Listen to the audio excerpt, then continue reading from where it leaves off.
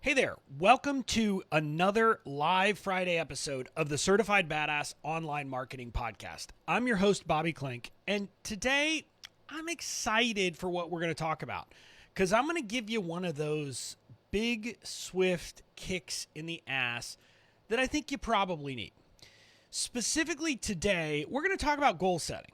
And we're not going to talk about wimpy goals. We're not going to talk about setting goals that you can kind of reach in your sleep. We're going to talk about why you need to be setting big, hairy, scary goals that really scare the bejesus out of you. We're going to talk about why that is actually the path to success and why taking the time to actually set scary goals can be one of the most important things you do in your business. So, with that, we're going to go into that. We're going to go into kind of why a lot of people are doing goal setting wrong and why setting goals that you candidly don't make and don't reach is a much better path. But before we get into that, I want to tell you that this episode is brought to you by the video series by my coach, James Wedmore, called The Rise of the Digital CEO. It is an 8-part video series that is released all at once so you can binge it. You can watch the whole thing like you would a Netflix show. And it is a series that is all about building the business that you actually want. It's about building the business that allows you to have the kind of dream business that you probably started this whole online entrepreneurship thing for. It's about you not doing the stuff that you're doing that is busy work. It's about setting up all of the different pieces that you need to set up in your business to actually have a freedom-based business that will serve you over the long term.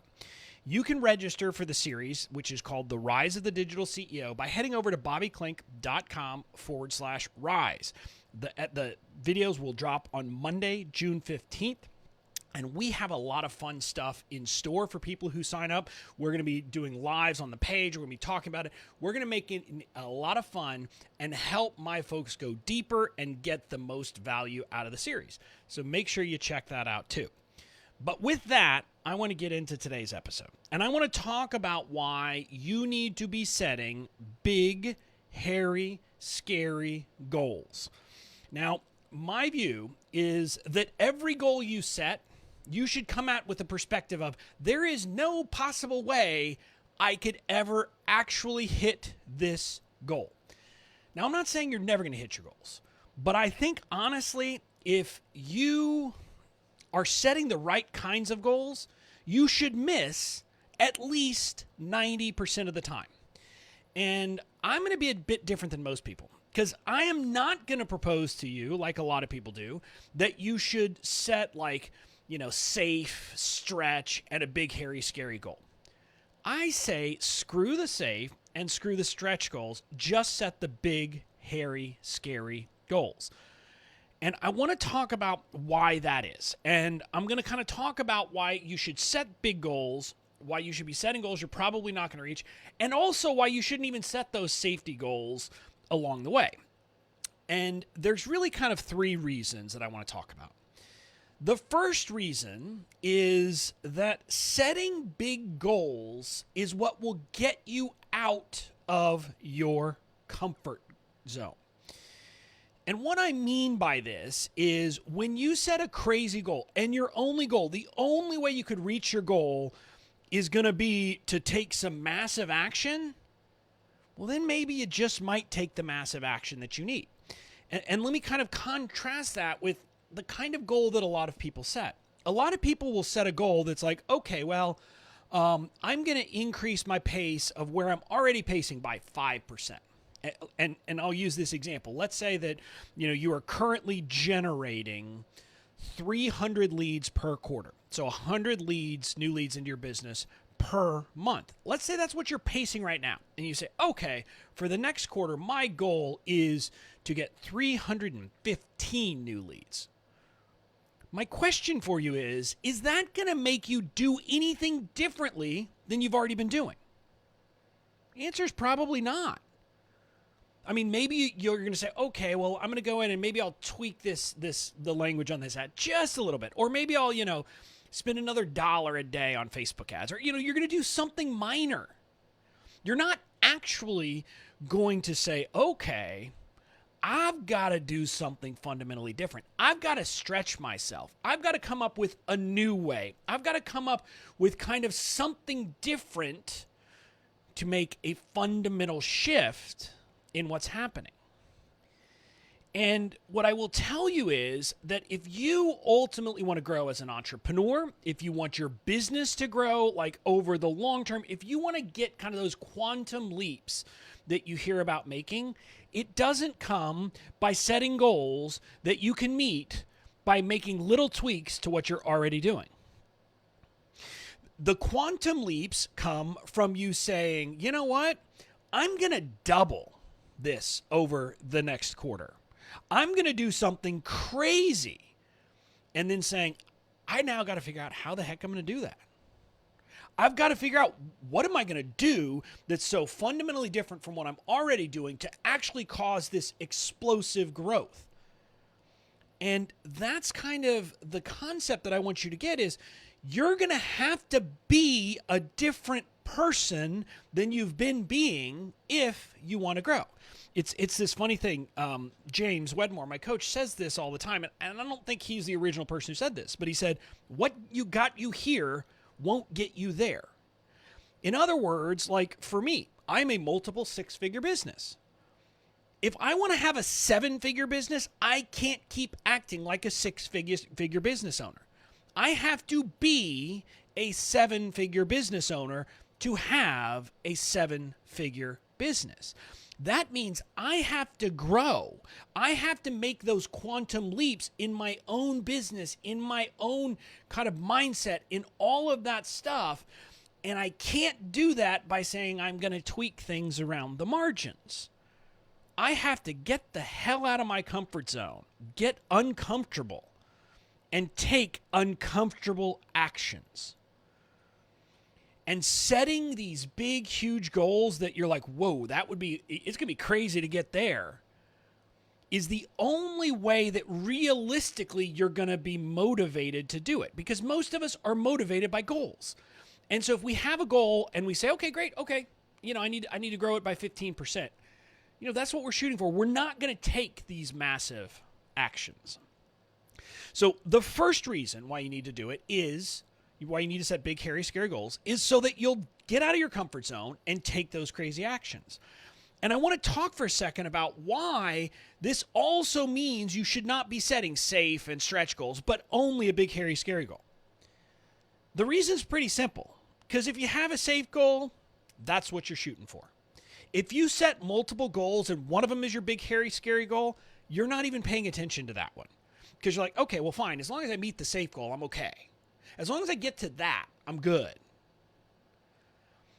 And that's the problem. If you set any goal that kind of is achievable without getting out of your comfort zone, the chances of you getting out of your comfort zone are pretty darn small. So just don't do it. Just set these crazy goals. Now, the second reason I want to suggest to you is that when you set big, hairy, scary goals, even if you miss, you're going to be better off than if you set a modest goal. It goes back to that old, quote, you should reach for the moon because even if you miss, you'll be among the stars. And it's that same concept. And let's just talk about this leads example that I gave you. If I set my goal, and if I'd been pacing 300 leads a quarter, and I set my goal at 315 leads, the chances that I'm actually going to hit 400 leads, pretty darn small. Because I'm not going to be motivated to. I'm going to just do whatever. I'll get to 315. Maybe I get to 330, right? I mean, you get the point. I'm going to make some modest success. Now, on the other hand, if I set my goal at 600, if I say I'm going to double the pace that we're on right now, and I miss, there's still a pretty good chance that I'm going to hit 450 or maybe 500. Yeah, I didn't hit the 600, but it's a heck of a lot better than I would have done if I would have set one of those modest, safe goals. And that's something that I want you to be thinking about. When you're setting safe goals, you're setting yourself up to only shoot to get to that safe goal. And the chances that you're going to exceed it by any large amount are pretty darn small. Now, on the other hand, when you just set crazy goals like I do, yeah, I miss them every single time. I think literally I have not hit a goal that I've had this year. No, there was one. I was pacing the right number of podcast interviews the first quarter. That was the only goal among my goals that we were looking at for the year that I had set for the entire year and for the quarter that we hit. But the reality is, even though we didn't hit our goals, we're making huge strides and huge progress because the goals are so ridiculously crazy. So even though I'm missing the goals, we are growing, and we're growing at a kind of increasing pace. That's what I want you to grasp, that the goal should not be the end-all be-all. The only purpose of a goal is to get you off your ass to make the progress you need to be doing. It is a means to an end. And setting that big, crazy goal is going to be the thing that, regardless of whether you hit it or not, is going to give you the best chance of having the most growth possible. Because even if you miss, you still are going to have really good results. In some sense, like if you were looking at people who set these safe, stretch, and big, hairy, scary goals, and if you set all three, I think chances are you're going to hit safe. The best way to hit your stretch goal is to just set one goal, that big, hairy, scary goal. Because that is the way that you're going to push yourself. You're going to find ways. You're going to get scrappy with it. I was talking about this with Katie. We're in the middle of our promotion of James Wedmore's Business by Design. That's what his video series is a lead into, obviously. And so we're in the middle of that, and we have a leads list. And we're basically saying to ourselves, we're going to pretend that we are basically way behind where we want to be. No matter where we are with the number of leads on our list, we are going to act as if we are way behind. And the reason for that is very simple. That is going to force us to get scrappy, to get creative, to say, what else could we be doing? How else could we be serving to get to this big goal we have? See, that's the beauty of setting these big goals. That's what happens when you are looking for these crazy, ridiculous goals and trying to get there. You constantly feel like you have to keep pushing. And so that then brings me to the last point. And this is one that I think a lot of people aren't going to like. And I'm going to talk about it generally, but I'm also going to relate it back to something that I talked about yesterday in my free Facebook group, the Badass Online Marketers Facebook group, with a guest I had on there, Julie Ostro. We were talking about public speaking and how people are afraid, actually fear public speaking more than they fear death, if you actually survey them, which makes no sense, but it is reality. It's been proven over and over again. And what I said is that people are afraid of failing, and they're afraid of failing publicly. It's really that they're afraid that other people are going to see them fail. But really, we just don't like failing. And so a lot of times we act out of fear in our business because we're afraid to fail. What I'm going to tell you is getting over that BS is one of the most important things you need to do as an entrepreneur. If you want to have a successful business, you're going to fail, and you're going to fail a lot.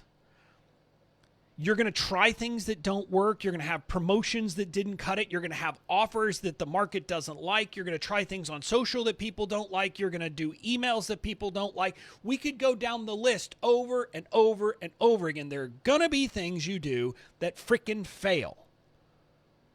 And the sooner that you get comfortable with failure and get to the point that you're willing to fail, the better you are going to be as an entrepreneur.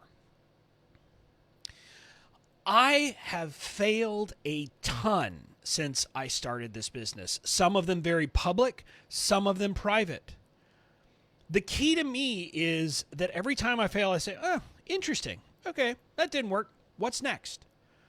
And it wasn't always like that. At the beginning, I took every failure personally. But I've learned not to detach from results, to detach from failure, to look at myself and say, how can I fail today? And part of that is because I've gotten comfortable failing. And so this goes back to that big, hairy, scary goal. If you go into things saying that this goal I have for this, there's probably no way I'm ever going to reach this goal, guess what? The prospect of failing isn't so bad. And the prospect of not hitting that goal isn't so bad, because even if you don't hit that goal, what we talk about in point 2, you're probably going to be better off than if you'd set a modest goal. So again, I want you to be thinking about this from that perspective, that setting goals that are almost destining you for failure, that basically mean your chances of ever reaching those goals are next to none, is one of the quickest and easiest ways for you to get comfortable with the prospect of failing. And getting comfortable with the prospect of failing is something that will move your business forward more than anything else that I could possibly give you. Now, I can give you tactics, we can talk strategy, we can talk about all that stuff. But the reality is that until you get to the point that your mind says, I'm okay failing, I'm ready to fail, you're not going to actually make a ton of progress. And so that's why I want to suggest to you that you want to set these big, hairy, scary goals. Because when you set big, hairy, scary goals, you're going to get comfortable failing. But even when you fail, you're going to grow, get outside of your comfort zone, and you're going to end up making more progress than you ever could have if you set BS, modest, safe goals. So, my call to action to you today is to set goals that you will always fail at. Set goals that you have no possible way of reaching, and then do everything in your damn power to try to reach it. Get out of your comfort zone. Find how you have to grow as a person. Find how your team has to grow. Find the kind of monumental shifts you need to be making, and try your damnedest to reach that goal, even though you know the chances are that you're not going to. Because when you do that, you're going to start making humongous strides in your business. That's it for today. I'll see you again next Tuesday.